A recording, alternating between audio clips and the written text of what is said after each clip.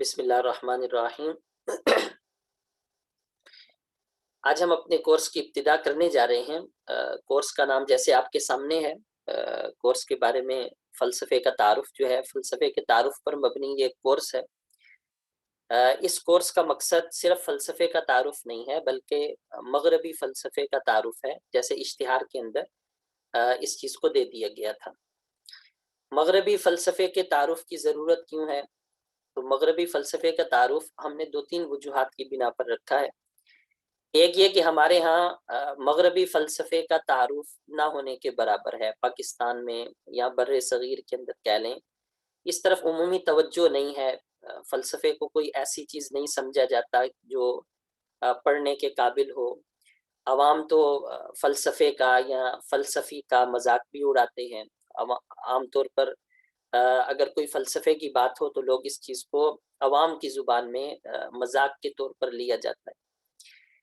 اس کے علاوہ ایک چیز اہم یہ ہے کہ جو ہمارے مدارس کے ایک نظام ہے، جتنے بھی مکاتب فکر ہیں ان کا جو مدارس کا نظام ہے، تو مدارس کے نظام میں قدیم فلسفہ رائج ہے۔ قدیم فلسفے کی بھی ایک خاص شکل جو ہے وہ رائج ہے، ایک خاص انداز سے قدیم فلسفہ پڑھایا جاتا ہے۔ اس کی افادیت بھی اپنی جگہ ہے، اس کی فوائد بیان کیے جاتے ہیں باقاعدہ کہ اس فلسفے کی ہمیں ضرورت کیوں پیش آ رہی ہے، ہم اس فلسفے کو کیوں پڑھا رہے ہیں۔ مثلا ایک وجہ یہ بیان کی جاتی ہے کہ پرانی جو علمی کتابیں ہیں مسلمانوں کی، ان کے اندر اسی فلسفے کا ذکر ہے۔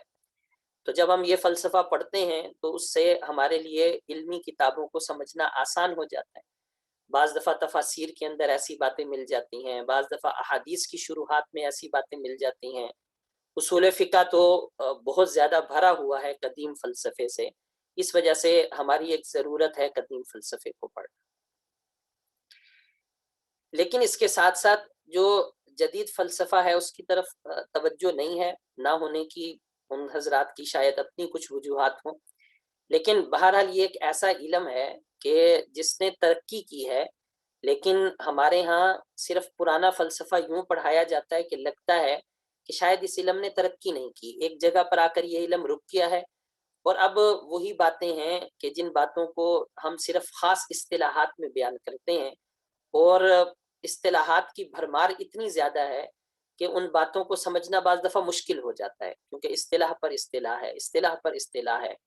تو اصطلاحات کے اندر جو نفس مسئلہ ہے کئی مرتبہ وہ گم ہو کر رہ جاتا ہے، اور اصطلاحات ہی کی ایک وجہ یہ بھی ہے کہ طلبہ جو ہے پھر فلسفے سے بھاگنے لگ جاتے ہیں۔ حالانکہ فلسفہ اپنی بنیادوں کے اندر ایسا مشکل نہیں ہے، نہ ہی اتنی اصطلاحات سے پر ہے کہ جس کو پڑھنے کے اندر عدم دلچسپی جو ہے وہ ظاہر ہونے لگ جائے۔ تو مغربی فلسفے کے تعارف رکھنے کی وجہ یہ تھی کہ جو حضرات قدیم فلسفے کے اندر ماہر ہیں وہ حضرات ساتھ جدید فلسفے کا بھی ایک تعارف لے لیں، اور وہ حضرات ان کے لیے یہ آسانی ہو جائے گی کہ وہ اپنے آپ کو، اپنی شخصیت کو زیادہ جامع کر سکیں، جدید فلسفیانہ مسائل کو سمجھ سکیں، اور ان مسائل کو سمجھنے کے ساتھ ساتھ وہ ان مسائل کا اسلامی حل بھی تلاش کر سکیں، یا اسلامی نقطۂ نظر سے ان پر کوئی تنقید کر سکیں، تو یہ ان حضرات کے لیے مفید رہے۔ ہمارا زمانہ جو ہے، اس زمانے کے اندر فلسفہ ایسی ایک بنیاد ہے کہ جو بھی کلچر بنتا ہے، جو بھی تہذیب بنتی ہے، اس کے پیچھے فلسفے ہی کا دخل ہوتا ہے۔ آپ کوئی سی بھی تہذیب اٹھا کر دیکھ لیں، بے شک وہ اسلامی تہذیب ہی کیوں نہ ہو، اس کے پیچھے ایک خاص قسم کا فلسفہ ہوتا ہے۔ لوگ اس کو دانستہ یا نادانستہ سمجھتے ہیں، اور سمجھنے کے بعد پھر لوگ اس پر جب عمل کرتے ہیں تو ان کی زندگیوں کے اندر انقلاب آ جاتا ہے۔ یورپ آج مشرق سے کافی مختلف ہے، مغربی کلچر اسلامی کلچر سے کافی مختلف ہے۔ اس کی بنیادی وجہ ان کے ہاں پائے جانے والے فلسفے ہیں کہ جنہوں نے ان کی زندگیوں کے اندر تغیر لایا ہے، ان کی زندگیوں کو بدل کر رکھ دیا۔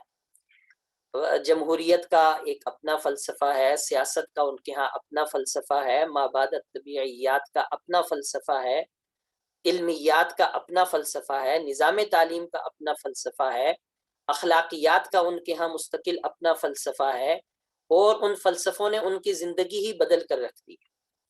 بعض مرتبہ تو ایسا بھی دیکھنے میں آیا ہے کہ فلسفے میں کچھ چیزیں تو مابحل اشتراک تھی، یعنی مسلمان یا مشرق کے اندر جس چیز کو اخلاق سمجھا جاتا تھا، مغرب میں بھی پہلے اس چیز کو اخلاق سمجھا جاتا تھا، یا مشرق میں پہلے جس چیز کو علمیات میں سمجھا جاتا تھا، مغرب میں بھی سمجھا جاتا تھا۔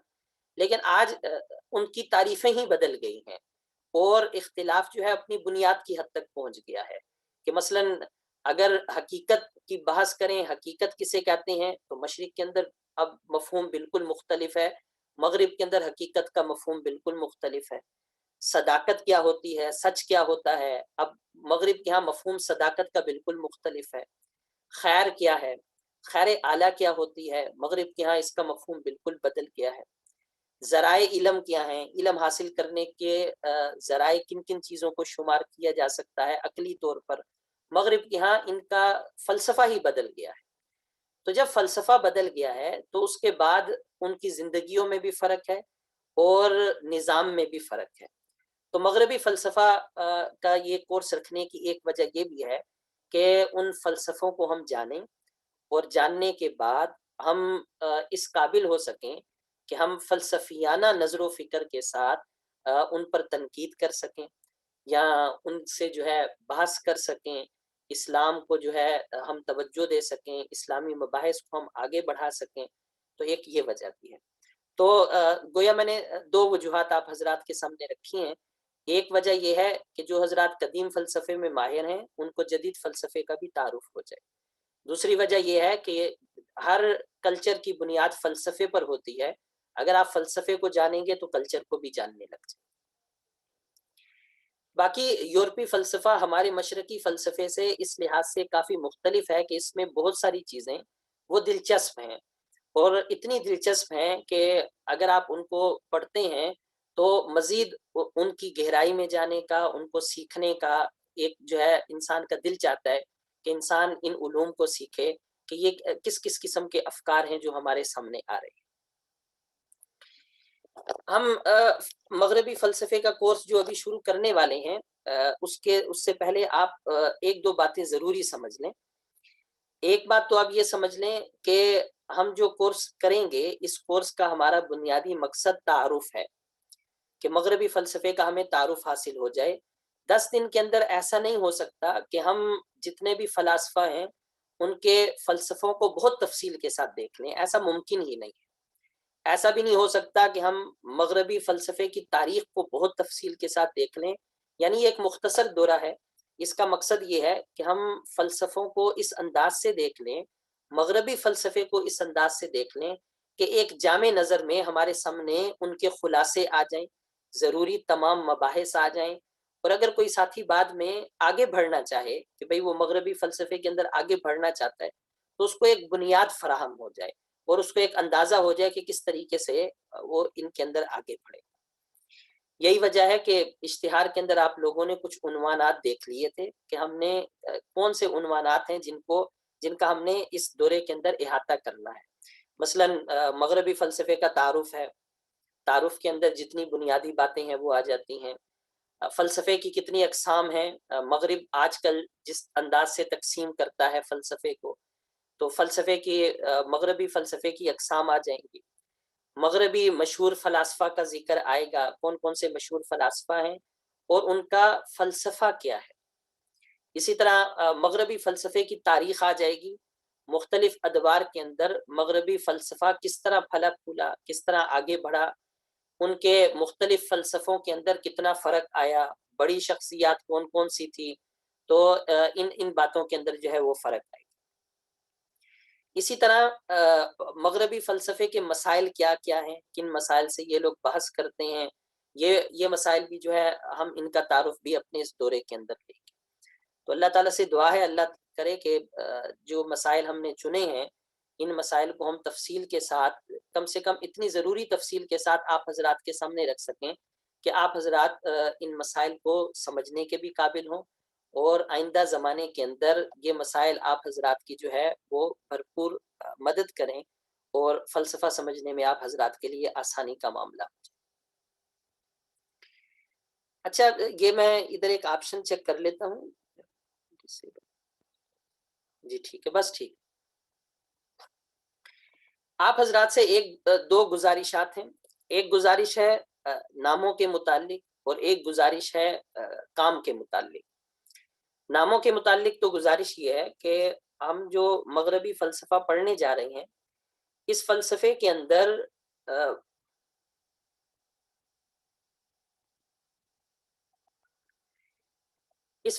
اندر مغربی اساتذہ کے نام آئیں گے، فلاسفہ کے نام آئیں گے. بعض دفعہ ان کے فلسفوں کے بھی نام ہمارے سامنے آئیں گے. تو آپ نے یہ بات یاد رکھنی ہے کہ جو ناموں کا معاملہ ہے وہ ادبی لحاظ سے، کتابی لحاظ سے ہمارے سامنے کافی مختلف آتا ہے. نام جس زبان کے ہوتے ہیں، ایک اس زبان کا تلفظ ہوتا ہے. نمبر دو، جس زبان کے اندر ان ناموں کو کنورٹ کیا جا رہا ہے، ان ناموں کو ہم تبدیل کر رہے ہیں، ایک ان کا تلفظ ہوتا ہے. مثلا ایک نام ہے جرمنی کا، اگر آپ اس کو انگلش کے اندر کنورٹ کرتے ہیں تو انگلش والے حضرات جرمن نام کو بدل دیتے ہیں، ان کے الفاظ کو کم زیادہ کر کے، تلفظ کو کم زیادہ کر کے اپنے زبان کے اندر ڈھالتے ہیں، اور ڈھالنے کے بعد پھر ان کا تلفظ پیش کرتے ہیں. انگلش میں بھی یہی ہوتا ہے، عربی میں بھی یہی ہوتا ہے، ہر علمی زبان یہی کرتی ہے، اور اردو کے اندر بھی یہی صورتحال ہے کہ کیونکہ اردو کے اندر زیادہ اثر عربی اور فارسی کا ہے، اسی وجہ سے جو مغربی فلاسفہ ہیں ان کے جو نام اہل عرب لیتے ہیں یا جو نام فارسی کے اندر لیے جاتے ہیں، اردو کے اندر انہی ناموں کو اس انداز سے لے لیا جاتا ہے. آج کل کیونکہ انگلش کا بھی اردو کے اندر دور دورہ ہے، اس وجہ سے انگلش تلفظ کو بھی اردو کے اندر لیا جاتا ہے. تو ہمارے پاس کسی نام کے تلفظ کے تقریباً دو انداز آ جاتے ہیں بنیادی طور پر. ایک یہ کہ اسی زبان کا اصل تلفظ ہم استعمال کریں، یہ تو اسی صورت میں ہو سکتا ہے کہ ہمیں وہ زبان آتی ہو، ہم اس زبان کو سمجھتے ہوں. آئرلینڈ کی زبان مختلف ہے، جرمنی کی زبان مختلف ہے، فرانس کی زبان مختلف ہے، اور ہر زبان کا تلفظ بھی مختلف ہے. تو ایسا ناممکن ہے کہ ہم ہر زبان کا ویسا ہی تلفظ لے سکیں جیسا کہ وہ زبان والے استعمال کرتے ہیں. کبھی کبھی پتہ بھی چل جاتا ہے. اس کی ایک بہترین مثال ہے لائبنیز. لائبنیز ایک بڑا فلسفی ہے.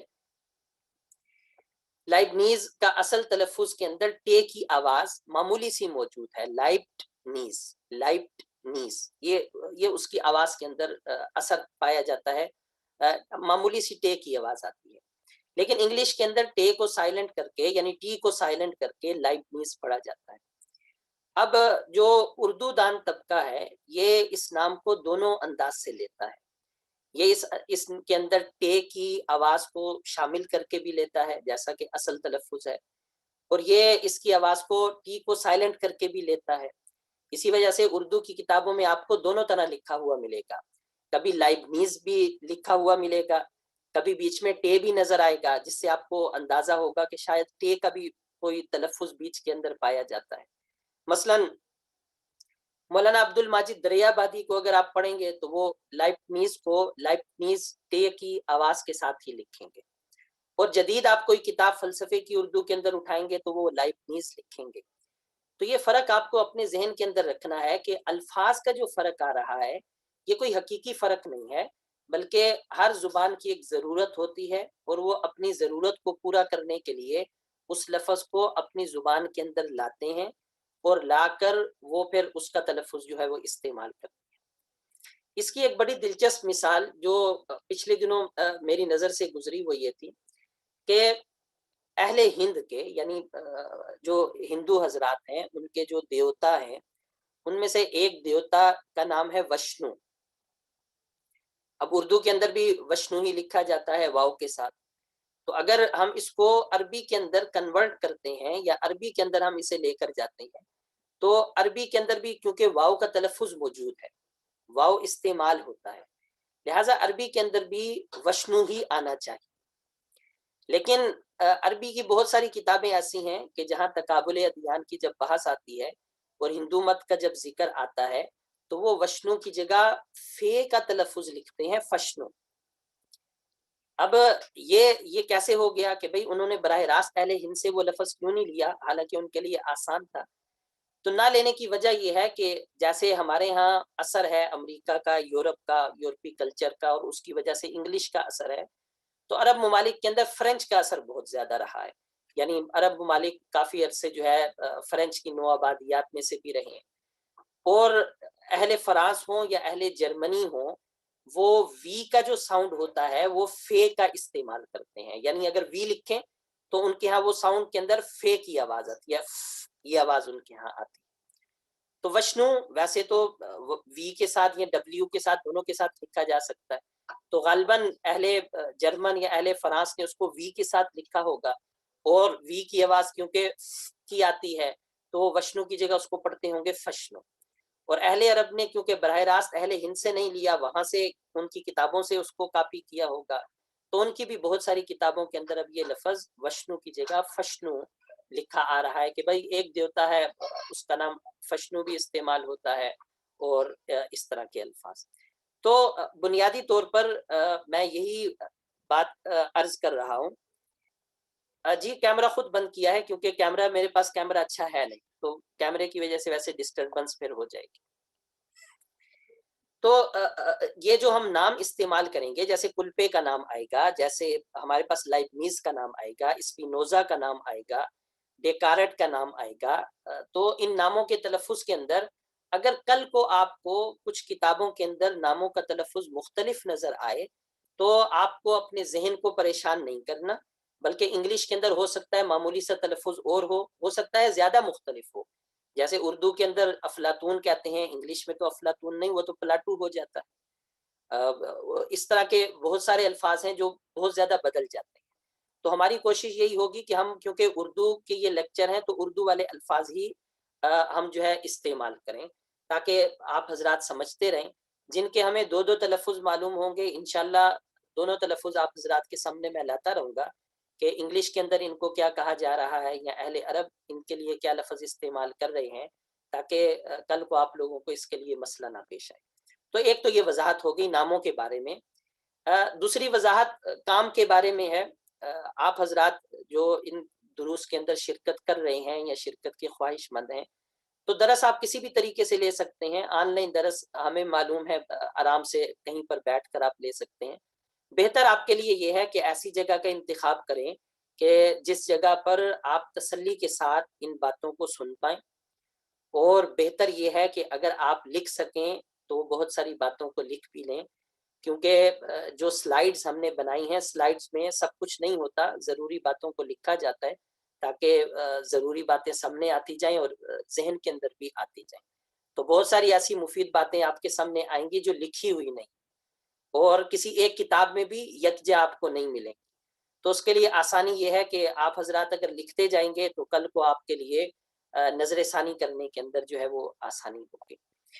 یہ بنیادی باتیں تھی۔ ابھی تک جو ہے ہم نے کورس کی ابھی ابتدا نہیں کی، میں نے کہا کچھ باتوں کو پہلے ذکر کر دوں تو اس کے بعد جو ہے ہم اپنے کورس کی جو ہے ساتھ ابتدا کر لیتے ہیں۔ جو ہمارے پارٹیسپینٹس ہیں ان میں زی نام کی ایک شخصیت ہیں، ان کا ابھی اگر ان کو آواز آ رہی ہے تو وہ بھی رائز ہینڈ کر دیں یا چیٹنگ کے اندر لکھ دیں، یہاں سے پتہ نہیں چل رہا کہ ان کو آواز آ رہی ہے یا نہیں۔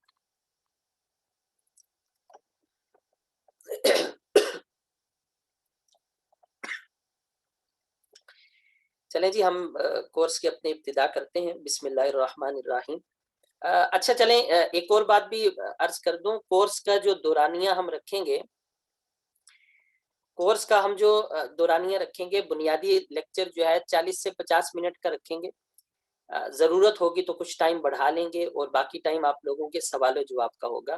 سوال و جواب کے سیشن میں آپ کی مرضی ہے، آپ جوائن کریں، آپ کی مرضی ہے، آپ کو سوال نہیں تو آپ اس کو بے شک ختم بھی کر سکتے ہیں۔ ابھی کلاس شروع نہیں ہوئی، آج پہلا دن تھا، بس ساتھیوں کے انتظار کے لیے اور کچھ ضروری باتیں کرنے کے لیے میں نے تھوڑا سا آپ حضرات کا ٹائم لے لیا۔ محد اشرف آپ سوال کرنا چاہ رہے ہیں تو آپ ابھی سوال کر سکتے ہیں تاکہ اس کے بعد ہم پھر اپنے لیکچر کو شروع کر دیں۔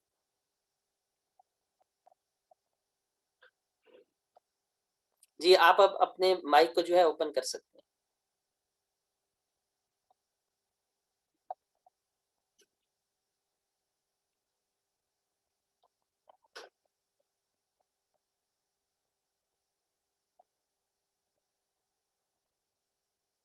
مائک کی آپشن میں جہاں ان میوٹ ہے آپ اس پر کلک کریں تو وہ ان میوٹ ہو جائے۔ اگر اس طرح نہیں ہو رہا تو آپ بے شک چیٹنگ کے اندر لکھ. اچھا ٹھیک، چلے ٹھیک جی ٹھیک. بسم اللہ الرحمن الرحیم. مغربی فلسفے کے تعارف سے پہلے فلسفہ ایک لحاظ سے بڑی دلچسپ چیز ہے، لیکن تعارف سے پہلے میں یہ ضروری سمجھوں گا کہ ہم فلسفے کی تفہیم کی طرف جائیں. فلسفے کی تعارف سے پہلے فلسفے کی تفہیم کی طرف. تفہیم کا مطلب یہ ہے کہ آسان لفظوں کے اندر پہلے ہم کوشش کریں کہ ہم فلسفے کو سمجھیں، فلسفہ کیا ہے. جب آپ آسان لفظوں میں سمجھ جائیں گے تو پھر ہم علمی سطح پر بھی جائیں گے اور ہم دیکھیں گے کہ اہل علم نے فلسفے کی کیا تعریف کی ہے، اور تعریف کا مسئلہ باقاعدہ فلسفے کا ایک مشکل مسئلہ ہے. ہم اس کو آسان اور مختصر انداز سے لیں گے کہ فلسفے کی تعریف کا مسئلہ کیا ہے. تو پہلے ہم لے لیتے ہیں فلسفے کی تفہیم، کہ فلسفے کو ہم آسان لفظوں میں کیسے سمجھ سکتے ہیں. فلسفے کی تفہیم کے میں نے 3 انداز اپنی سلائیڈز کے اندر لیے ہیں، اور ایک انداز ویسے میرے ذہن میں آیا تو میں اس کو بھی عرض کر دیتا ہوں. جو انداز ترتیب سے لیے ہیں پہلے ہم انہیں ترتیب سے دیکھ لیتے ہیں اور اس کے بعد ہم اپنی بات کو آگے بڑھاتے ہیں. فلسفے کی تفہیم کا پہلا انداز، آپ لوگوں کے سامنے عبارت لکھی آ رہی ہے، آپ اس عبارت کو دیکھ سکتے ہیں. میں پہلے اس کو سمجھا دیتا ہوں اور اس کے بعد پھر میں یہ عبارت پڑھ لیتا ہوں. ہم جو لوگ سوال کرتے ہیں، کسی بھی قسم کا اگر آپ سوال لیں تو سوالات کو ہم ترتیب دے سکتے ہیں اپنی دنیا کے ہر سوال کو. سوال کا ایک درجہ ہے بہت چھوٹا درجہ، جس کے اندر آپ ایک خاص سوال کرتے ہیں. دوسرا درجہ ہے آپ سوال کو عام سطح پر لے آتے ہیں. تیسرا درجہ ہے آپ سوال کو اس سے بھی عام سطح پر لے آتے ہیں. تو آپ سوالات کو کئی طریقے سے کیٹیگرائزڈ کر سکتے ہیں، کئی طریقے سے آپ سوالات کو تقسیم کر سکتے ہیں. ہمارے سامنے فی الحال 2 طرح کے سوالات ہیں. ایک سوالات وہ ہیں جن کو ہم کہتے ہیں کائناتی سطح کے سوالات. پہلا درجہ ہمارے پاس کائناتی سطح کے سوالات. کائناتی سطح کے سوالات ان سوالات کو کہا جاتا ہے کہ جو ہر انسان کو اپنی زندگی کے اندر کبھی نہ کبھی ضرور پیش آتے ہیں. بے شک انسان پڑھا لکھا ہے یا وہ جاہل ہے یا تعلیم یافتہ ہے، بے شک وہ شہر کا باسی ہے یا گاؤں کا رہنے والا ہے یا جنگل میں رہتا ہے، اس نے کوئی تہذیب دیکھی ہے یا اس نے کوئی تہذیب نہیں دیکھی، ہر صورت کے اندر اس کو اپنی زندگی میں کبھی نہ کبھی یہ سوالات ضرور پیش آتے ہیں جنہیں ہم کائناتی سطح کے سوالات کہہ رہے ہیں.